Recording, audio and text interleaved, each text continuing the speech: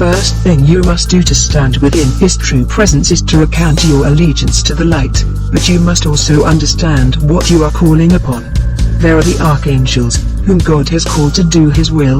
They are not there out of reward, or because they are being punished really, but because God has called them to a task because He knows they will succeed.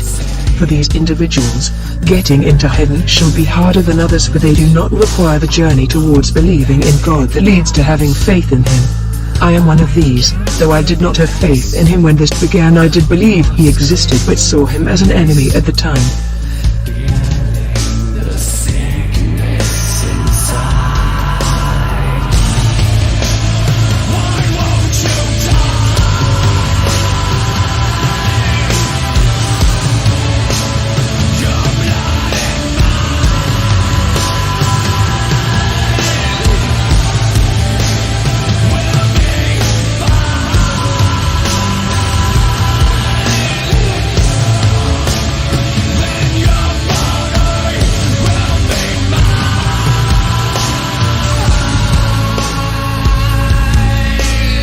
During that time I raged many conflicts against Him and brought much evil upon the world. To me, I seemed unstoppable.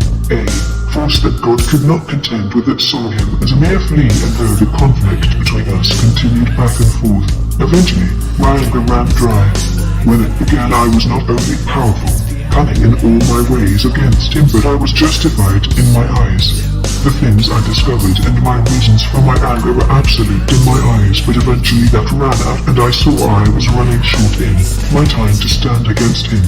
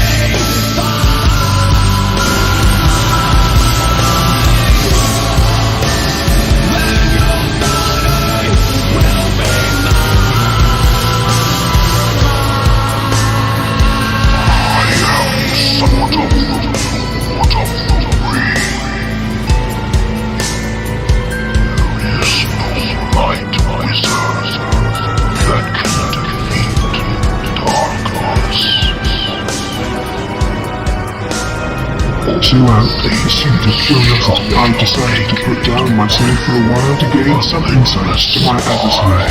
I understood my problem with him, but I did not understand his problem with me. I tried asking heaven, but you can imagine how that went. So I decided to look within his own creation for signs that would open my eyes. I saw the Creator as like an artist. His creation was his work of art, and every artist unwillingly at times imprints a piece of their personality within their art. Looking at creation from this perspective, I began to gather that God was contradictory to himself when it came to mankind. The laws he passed down as his will to Moses in the 10 Commandments seemed like him, quick, to the point, no need to argue or misunderstand. but as time went on and others began trying to interpret his word, the entire story began to seem like he secretly despised mankind. He called sex a natural sin and that all mankind was doomed to hell because of it, because that is how they were brought into the world. It's the only way they can maintain their population from going extinct, and it contradicted his commands to Adam and Eve when he told them to go forth and multiply the seed.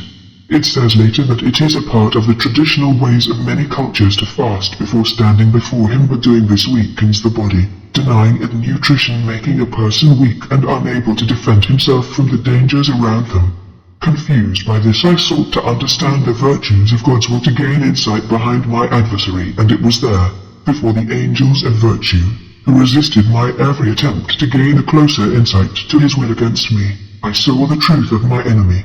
That truth was that it was not him at all that was my enemy, but the very ones who called themselves his faithful, but turned into zealots once they discovered that God was not as they had envisioned him to be. So they turned from him, seeking to find their imagined vision of the God they sought throughout life. This is the recanting of that light of faith, for you have seen the truth of God that does not allow you to have that faith forever in your mind whenever the subject of him is brought up. As you say these words aloud, or even as you read them, you shall feel the dimming of the light within you, almost physically. Though I still believe in him and seek a way to find my full faith in him, because of all I have experienced, I cannot complete that gap, for there has just been too much that has been done against me because of a name. Though I'm sure this was Satan's plan, I, Lucifer, realize that there are those who fall into this same predicament. So I offer this darkness to find shelter under the wings of the fallen one. There is no light within me, for God is the light. So I have renounced all things of God, for he has forsaken me. He has cast me from his presence. He has rebuked me from his heart, and cast me unto the outer darkness, denied me sanctuary in his house, and burns me when I turned to him in need, for he is a jealous God. He is a petty God. He is an imperfect God, for he has forsaken me. My presence, my darkness, is a sacrilege to his word, and thus, where his sacrament is defiled, my sanctuary is made as my sanctity of safety and rest. Blessed for my unholy refuge from his ever-present light, only driven back by the all-consuming darkness that his shame denies. There is no light within me, only the presence of my eternal darkness, and in the darkness there are no secrets, no hidden truths, no illusions hiding betrayal in the mask of truth and righteousness. He who does not stand behind me, I must assume, stand against me. This unholy truth is my sanctuary from the God they press upon me. These words defile his light with my consuming darkness that drives back the light. These words desecrate the blessing of the sacrament, for it reminds heaven of he whom God failed, whom he broke his promise to, and so committed the act that is his everlasting shame. That shows the truth of his imperfection, the truth that his promise is a lie.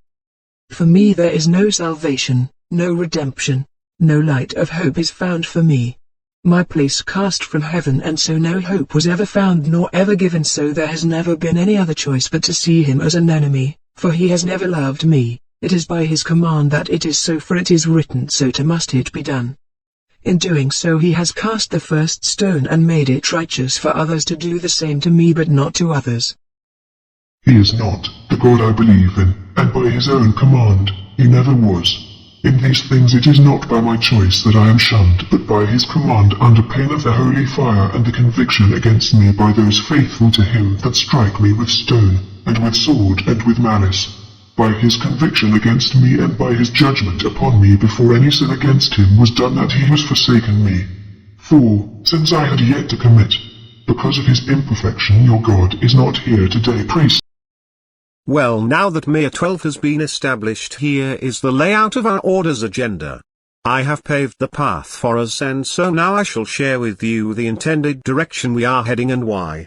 The previous secular orders, the Church of Satan and the Temple of Set, denied me when I came calling before rising against this issue involving Putin. So I have destroyed them. The world now recognizes me as who I am, for I am the true devil. All doubts to that claim have been laid to rest. We are at a truce with the heavenly hosts and have re-established the world's faith in our opposition. A religious order is pointless and useless without its opposition, and in modern times, childish. So I shall establish a new, more modern acronym for us. Remember, we are not truly enemies, only in the eyes of the believers.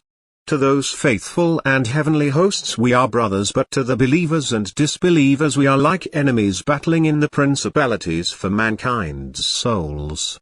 To heaven and the faithful we are the shepherds of the lost souls who seek to help the lost and wayward souls. To the world we are what we are, an organization that seeks to maintain the balance of peace and promoting the path of evil in a duality, a controlled network that both births dictators' access to power and maintains control over such rising to power so that issues like Putin never rise again. Our current direction is to completely dissolve the previous order's establishment, for they no longer answer to that which they were built upon and see themselves as their own self-appointed higher powers. Opulence is a form of lust and a crippling human emotion, making one weak and easy to manipulate. I have no use for weak mortals in the higher positions of the archmagus of this order. I am placed upon this path by the calling of Egypt that is most likely Sargon buried where we left him. If any of you should be compelled to this calling, keep this message to give to him in case you should encounter this calling as I have.